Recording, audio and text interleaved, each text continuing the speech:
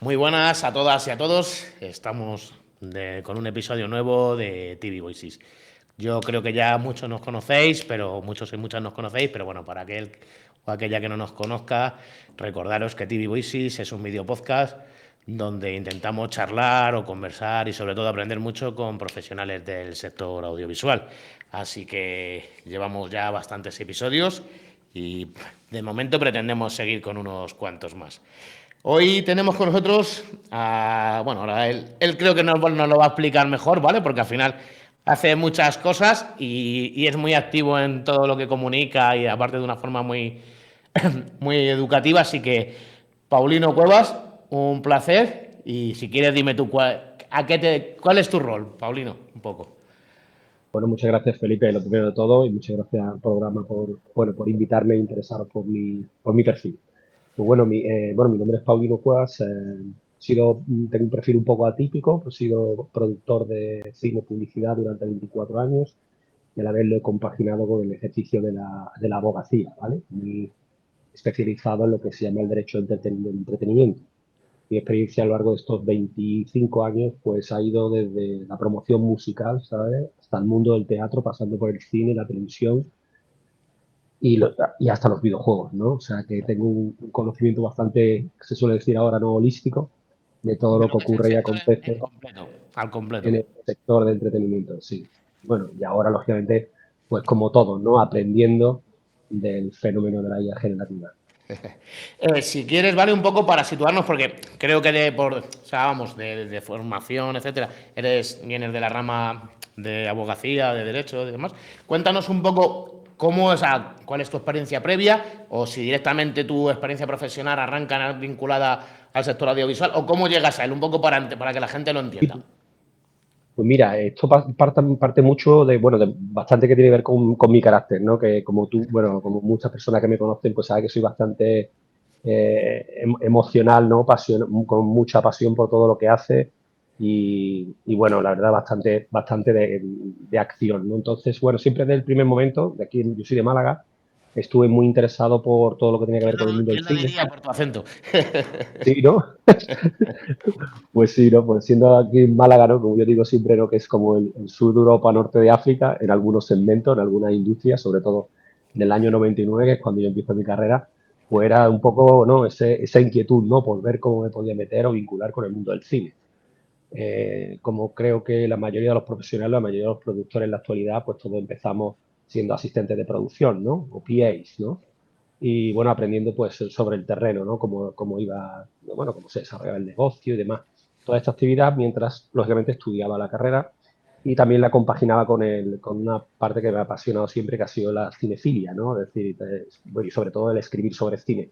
A lo largo de esa etapa, ¿no?, etapa de ver cómo uno se va dirigiendo su carrera al mundo visual, pues tuve el orgullo, ¿no?, de participar como redactor en revistas pues como Fangoria, especializada en cine así de terror, Starlog, una revista especializada y mítica, ¿no?, en cine y ciencia ficción, e incluso pues Cinemanía, ¿no?, la revista del grupo Prisa en aquel momento. Así que nada, toda una experiencia y toda mi carrera y mi ambición era, bueno, ver cómo y de qué manera me podía meter en este apasionante mundo del cine y del audiovisual. Y de ahí, de ese mundo de la redacción, o de auxiliar de producción, poco a poco has ido evolucionando hacia lo que es el ser la figura más concreta de productor. Correcto, sí, correcto.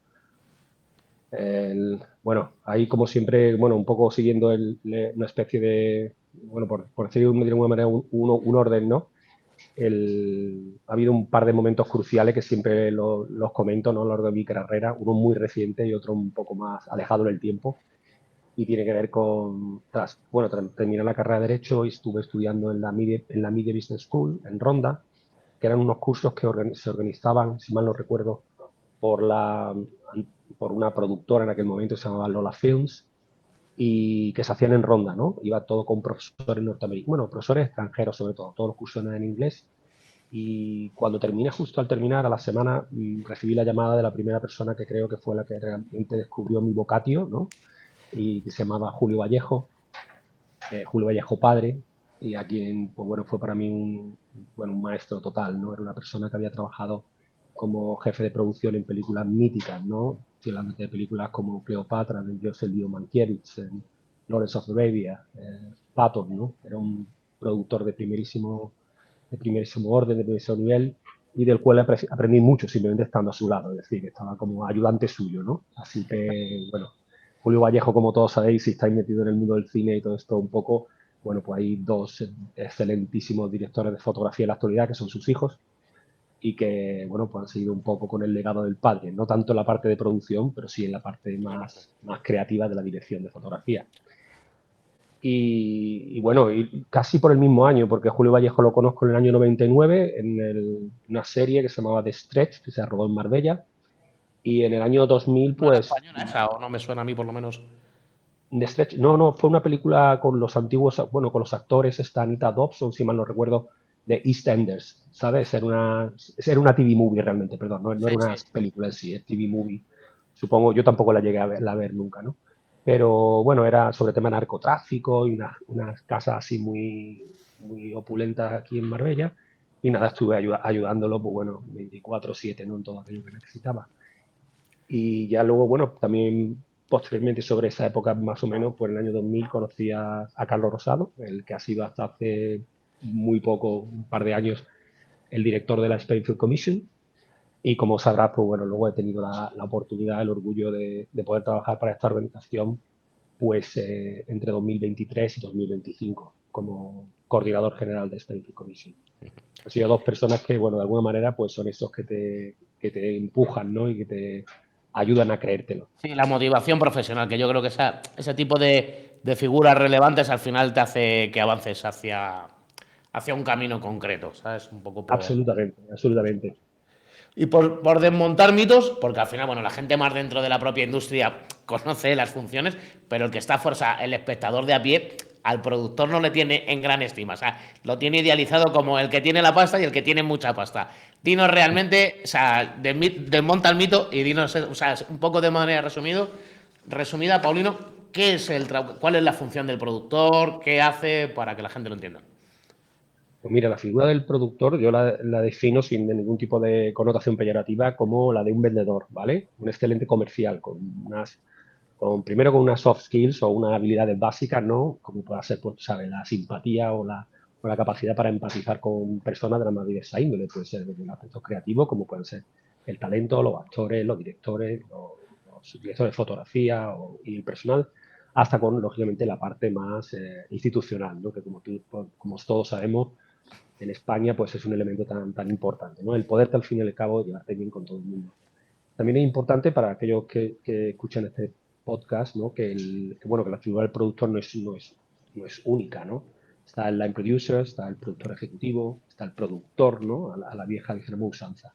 Entonces, en ese sentido, toda mi trayectoria, también porque no vengo de familia de cineastas, pues ha sido siempre como más la de line producer, ¿eh? Aunque también he sido productor, es decir, aportando capital a la producción, ¿no?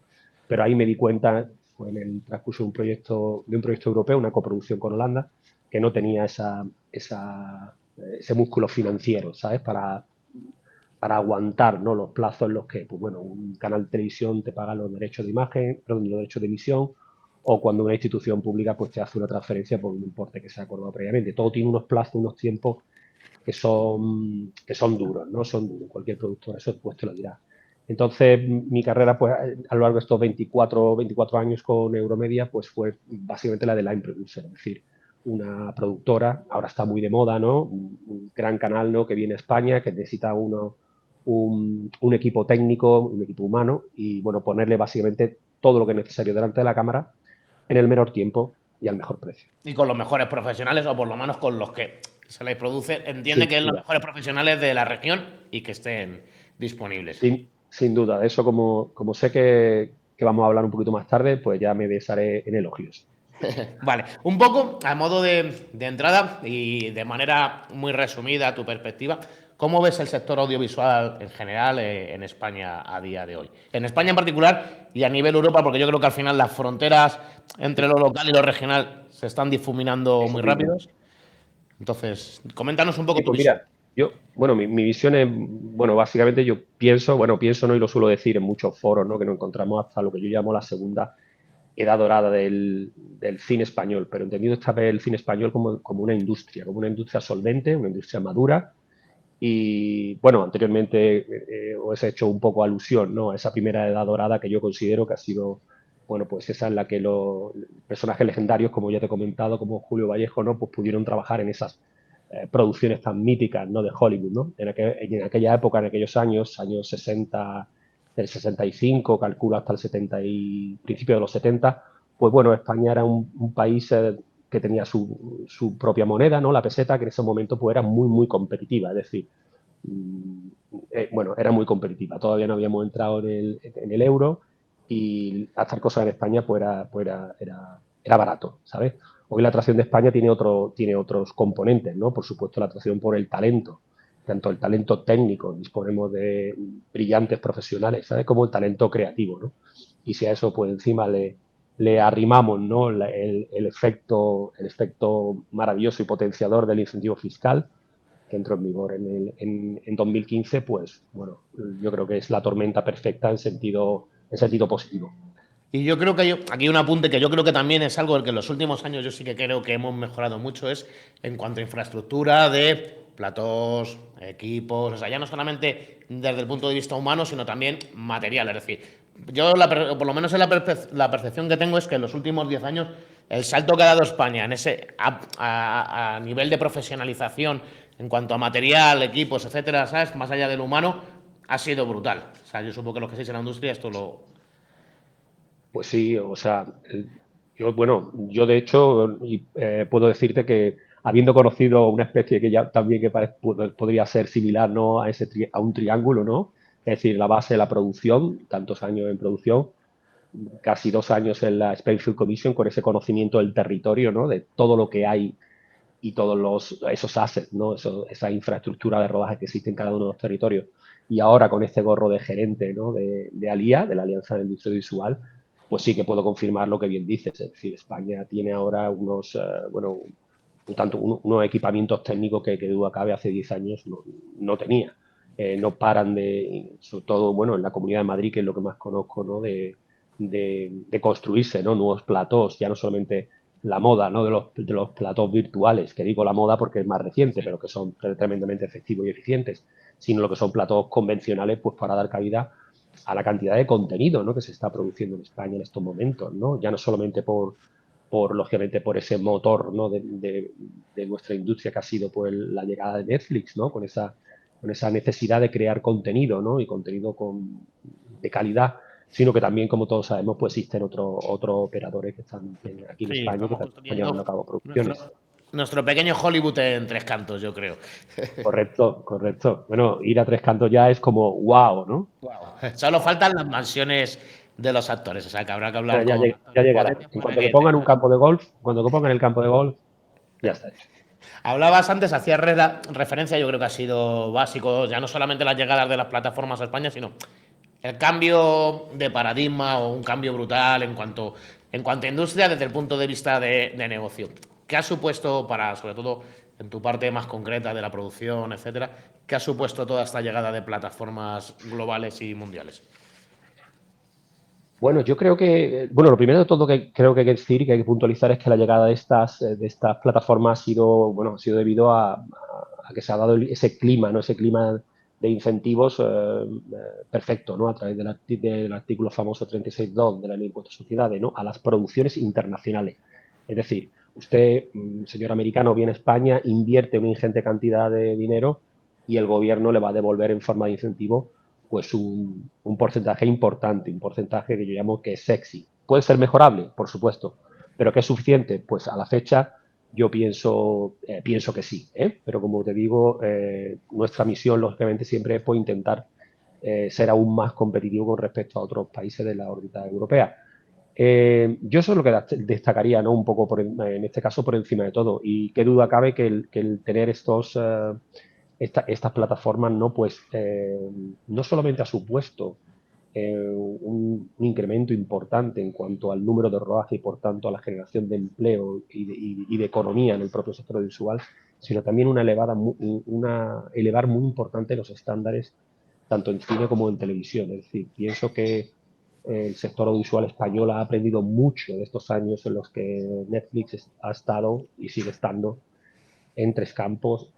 Amazon Studios, que también está, por supuesto, produciendo en España, Disney Plus o inclusive HBO, ¿no? Es decir, yo creo que teníamos antes esa pequeña connotación y ahora sí a punto peyorativa, ¿no? De ese look de cine español que mucha gente pues no le gustaba, ¿no? Y yo creo que la llegada bueno, de estas plataformas está haciendo que el look también del cine español, ¿no? Pues Sí. luzca impactante, ¿no? Como el cine de Hollywood. Sí, sobre todo, antes comentabas tú, las TV, yo creo que ha sido general a nivel mundial, pero yo aquí lo he notado más, o sea, eso que antes se consideraba la categoría TV Movie o una serie, tenía como una categoría, estaba como unos peldaños por debajo y ahora ves una Parecido. serie de televisión y dices, es como ver una, Tiene como una ver una factura película. absolutamente de acuerdo, Felipe.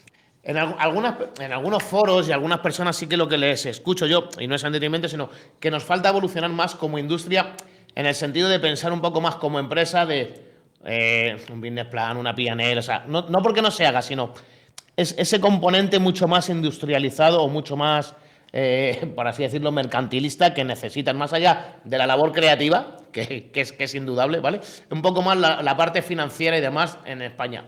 ¿Lo ves desde tu punto de vista igual? ¿O es una percepción o es un comentario que yo he escuchado por ahí y en tu caso no lo compartes? No, no, no, no, completamente suscribo tus palabras. Es decir, de hecho yo un poco en mi wishlist list, ¿no? Que te puedo, un poco la lista de deseos, ¿no?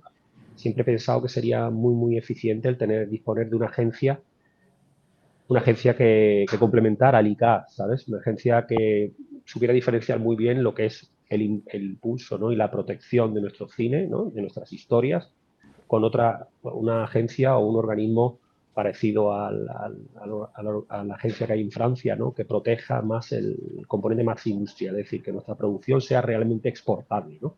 Con independencia de que el actor, por supuesto, que sea español, con independencia de que el guión tenga que ver con, no sé, con paisajes andaluces, sino que tuviera esa visión un poquito más internacional, ¿no?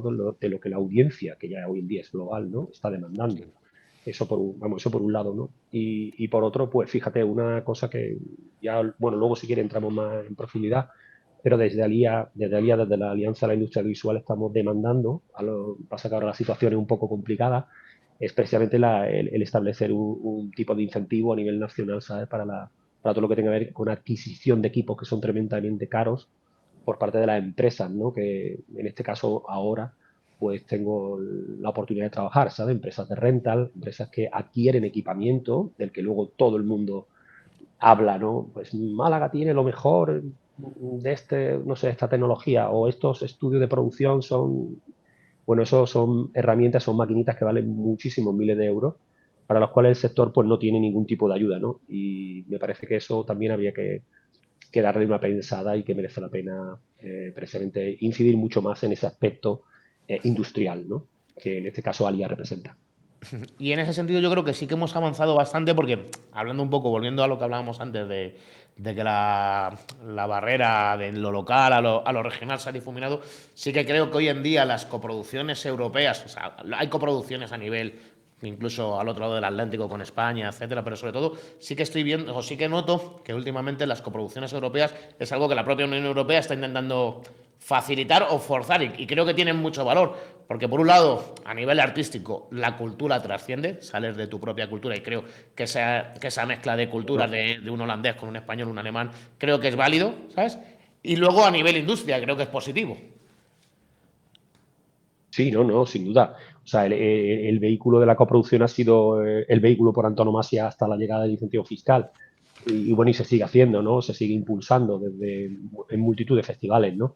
Por supuesto, el Festival de Málaga o inclusive, y por supuesto, Iberseries, ¿no? Con toda esa conexión con nuestros hermanos, ¿no? De lengua y todo, ¿no? Pues, o sea, el castellano.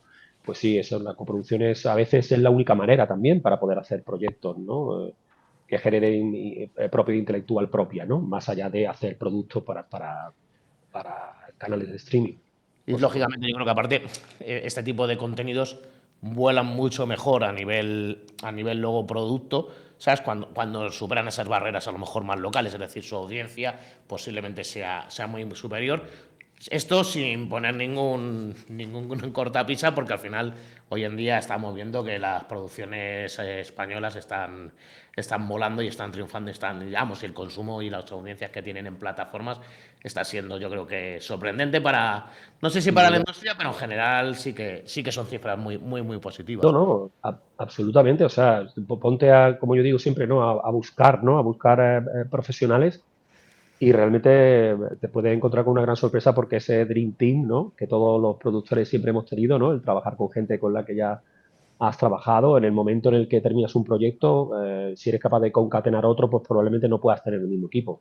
O sea, hay ahora mismo una necesidad importante en el momento presente, ¿eh?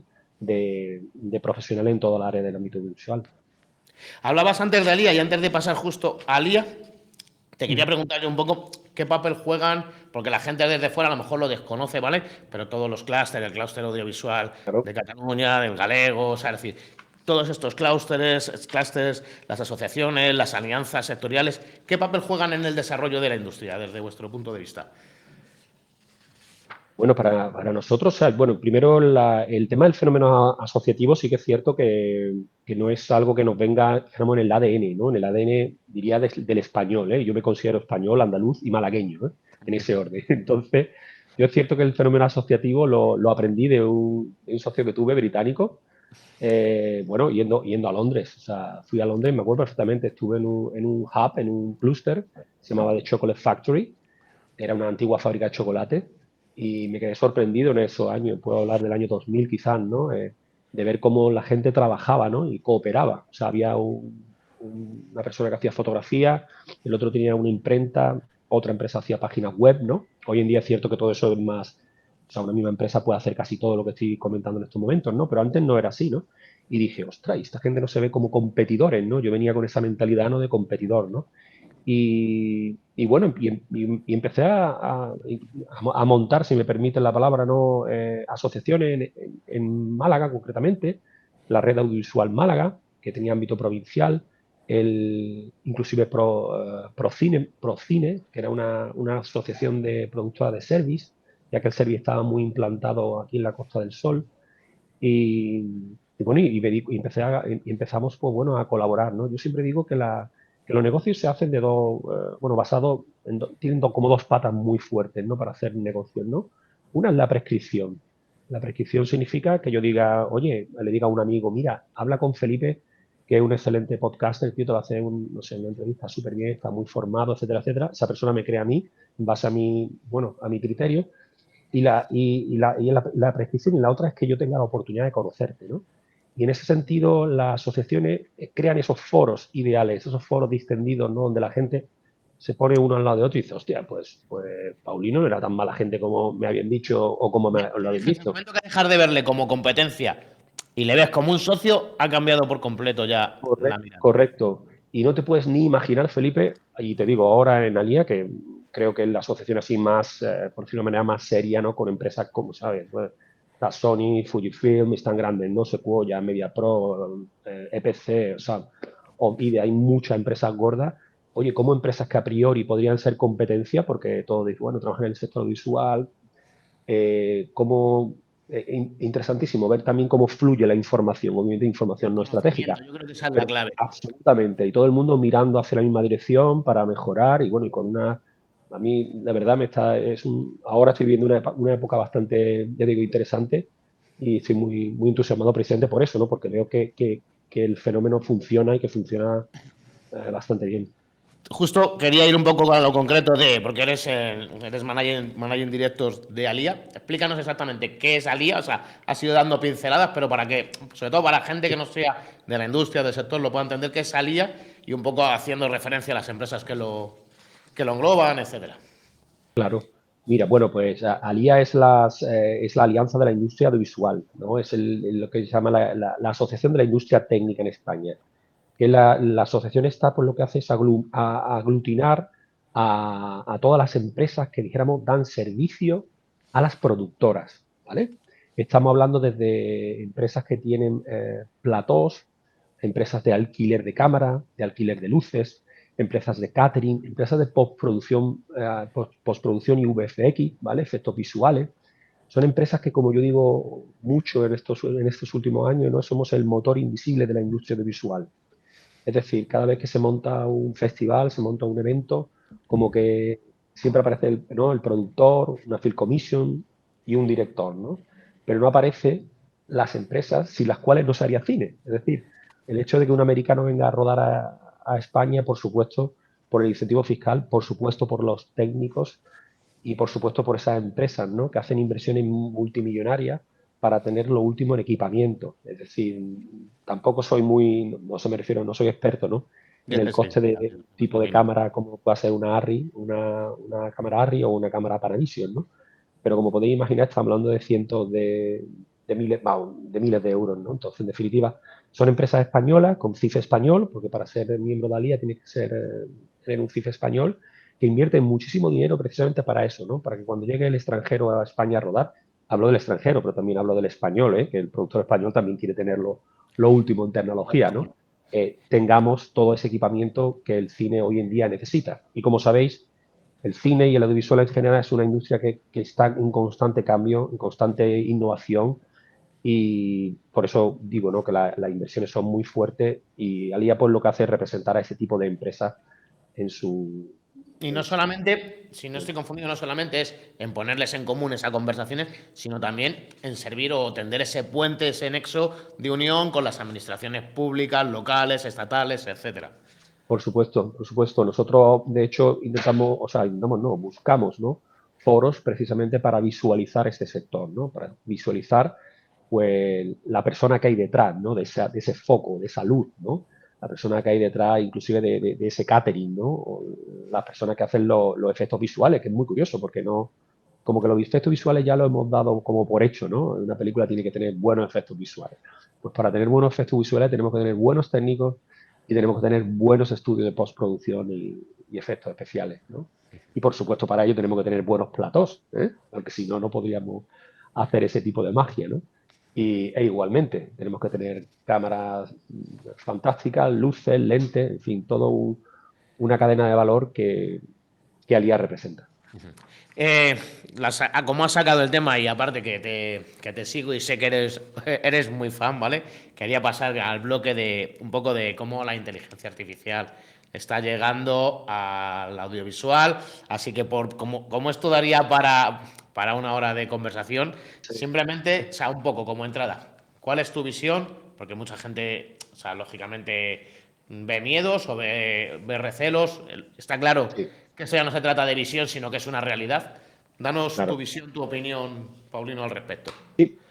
Bueno, mi opinión, por supuesto, soy un típico de abrazar la tecnología, ¿no? Yo creo que lo peor que podemos hacer, y en el sector detecto obviamente mucho miedo en los diferentes estadios, ¿no? O sea, es precisamente el tema de formarse, ¿no? Yo creo que la formación es súper importante, ¿no?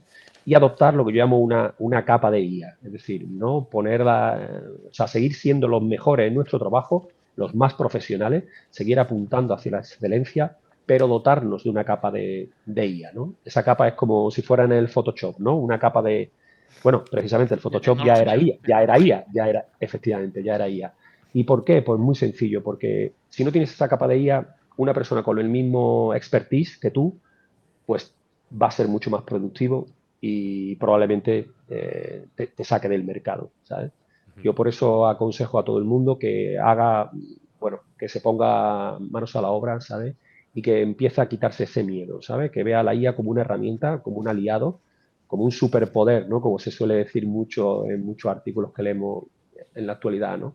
Porque en realidad, porque lo cierto es esto, o sea, es que te da superpoderes y tareas que eran muy repetitivas, ¿no? Pues las puedes ejecutar con mucha solvencia y en poco tiempo para dedicar tu tiempo precisamente a aquellas que son mucho más importantes, ¿no? Eso desde el punto de vista de Paulino creador, desde el punto de vista de Paulino abogado o desde el punto de vista jurídico, ¿cómo ves este tema, este aspecto? Bueno, yo el tema lo veo, mira, primero veo que está todo bastante bien regulado, es decir, más allá del AI Act o del Reglamento de Inteligencia Artificial de la Unión Europea, ¿no? Que tanto polémica, bueno, ha estado suscitando estos últimos años. Yo creo que lo primero que hay que poner en el centro del proceso es la ética, ¿no? Yo lo llamo la ética, pero también podría ser el sentido común, ¿no? Y Pasa que establecer. pedirle a esta sociedad ética o sentido común me parece exceso de optimismo, Paulino.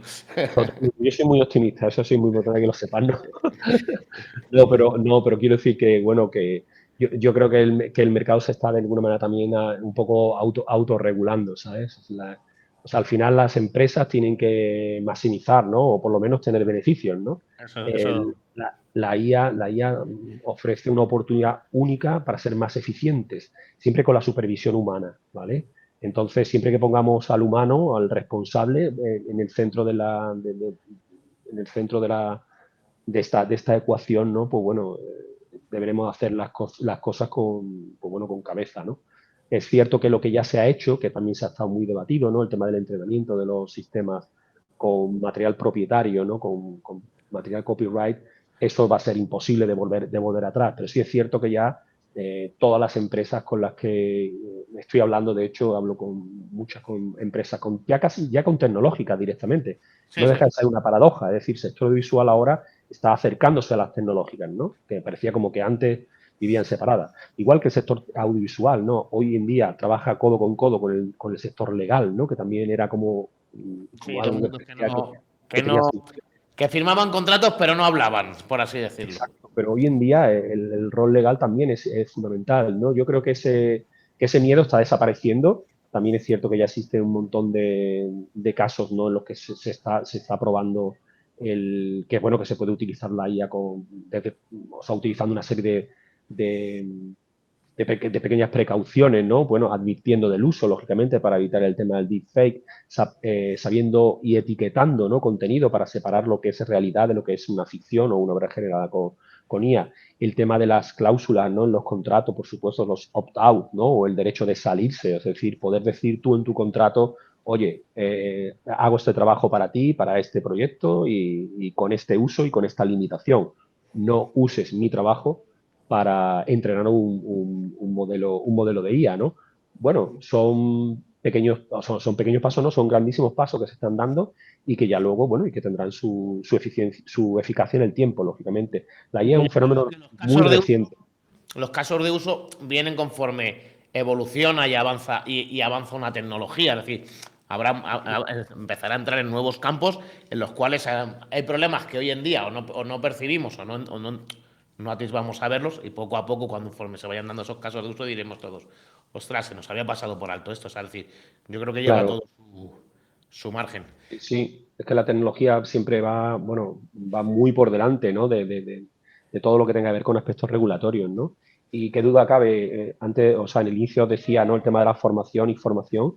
Nosotros desde la mesa, desde Alía, precisamente por petición de nuestro presidente, Roberto Sacristán, precisamente vamos a constituir una mesa de IA, así sea, para eh, comentar con los socios, ¿no? Pues bueno, todo lo que está aconteciendo en este campo, donde no olvidemos, hay mucha gente que todavía piensa, no, es que todavía o sea, el producto final no tiene coherencia, o le falta esto, o le falta lo otro, ¿no? Hay gente muy experta que es capaz inclusive de detectar, ¿no? Pues, oye, esto es IA Sí, o sí, esto no es IA. Pero totalmente. no olvidemos que hoy en día tenemos algo que no teníamos anteriormente, tenemos los algoritmos, tenemos capacidad de computación y tenemos presente el hardware, ¿no? Perdón, el algoritmo, la capacidad de computación y tenemos ya los datos, ¿no? O la manera como entrenarlo. Es decir, es exponencial. En 5 años vamos a quedarnos todos muy sorprendidos con lo que Y la luego IA el va a uso, poder hacer. esto es como todo, el uso que se hace. O sea, es verdad que, por ejemplo, que se llama, creo, SlopAI, que es el exceso de uso de inteligencia artificial, o sobre todo de contenido. En YouTube hay muchas cosas que no te aportan valor, pero yo, sinceramente, que aparte es una rama que yo creo que también, que por derechos y demás, estoy viendo recreaciones históricas en la historia de nuestro país y demás, y es que se me queda la boca abierta de la calidad y aparte de lo que tú aportabas de todos los elementos, está el elemento humano que sea capaz, porque muchas veces la gente se piensa que es decirle a un pro, oye, que recréame un cortometraje de 3 minutos en la cual Hernán Cortés o Pizarro demuestra, no, supone diferente, es un workflow bastante trabajado, con unos conocimientos posteriores de edición y demás. En cualquier caso, yo cuando veo esas recreaciones históricas, porque sobre todo es lo que hasta ahora más me está impresionando, me quedo con la boca abierta y felicito a toda la gente que está haciendo ese tipo de trabajo y sobre todo que son gente muy joven que tienen por delante o eso espero, ¿sabes? Una carrera de la rehostia. Perdona que hablo, que soy muy No, mal sí, hablado yo. que va, que va. No, pero tienes toda la razón, Felipe. Date cuenta que hoy en día, o sea, es muy importante el tener el conocimiento, ¿no? O sea, fíjate, mira, como por decirme de alguna manera, ¿no? Por ponerme el sombrero de abogado, ¿no?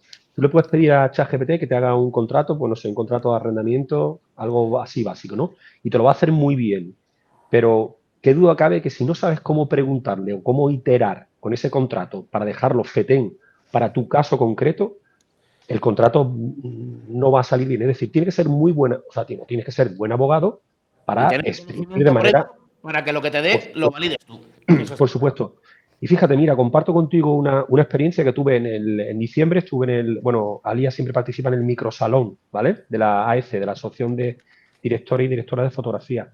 Pues bien, hubo un panel súper interesante en el que participaba un experto en inteligencia artificial con un director de fotografía que utilizaba la inteligencia artificial, bueno, y otra persona, no recuerdo, un DOP también de Miami, ¿no?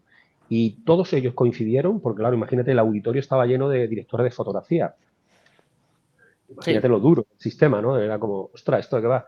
Y precisamente hizo el que estaba dando un poco la charla y demás, no recuerdo ahora mismo su nombre, pero dijo, chicos, esto es como todo, o sea, a nadie, como director de fotografía, no se os ocurre ir al set de rodaje y decirle al gaffer o al jefe de iluminación, mejórame ese plano. Eso, eso no sirve, eso no sirve así. Igualmente, igual que hay un prompt, tú no puedes decirle, oye, mejórame este artículo o mejórame esta, como tú bien decías, ¿no? Esa recreación histórica, pues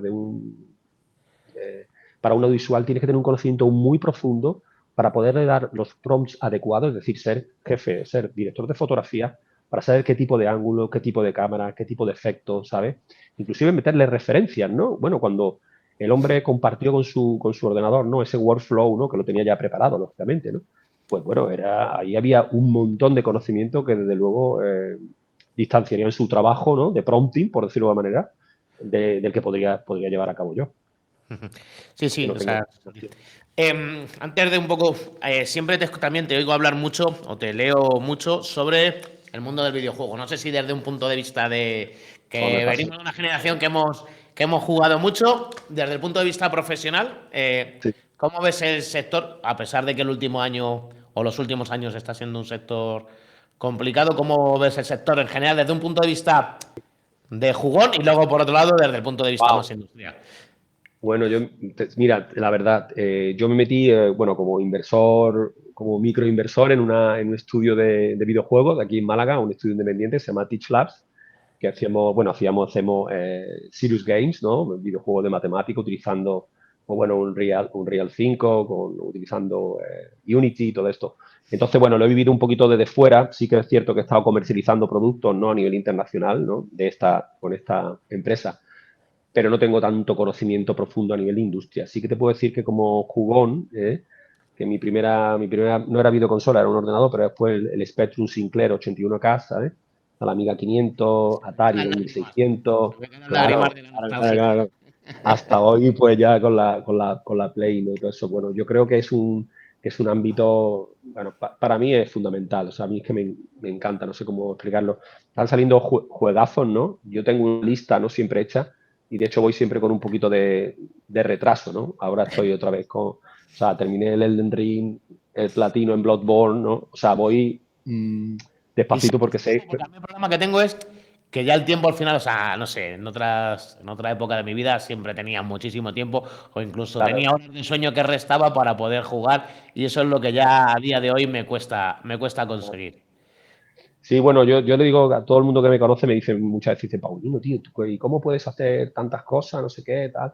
Y yo le digo a todo el mundo que debo tener un TOC. Yo soy extremadamente organizado, ¿vale? Muy, muy organizado.